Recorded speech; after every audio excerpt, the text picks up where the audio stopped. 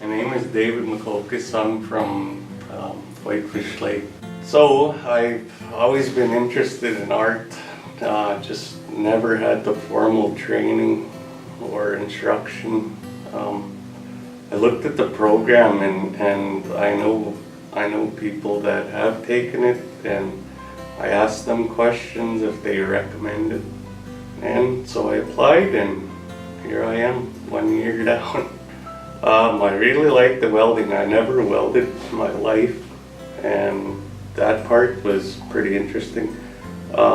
Footwear, I thought I wouldn't be able to make a pair of mucklucks or moccasins. Small classes, very knowledgeable instructors, and just the family.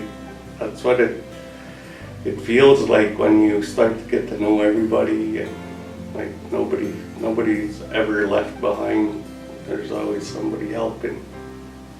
I think my ability to teach people, if that's where I'm gonna go with it, we'll see. I'm hoping to be back here in the fall.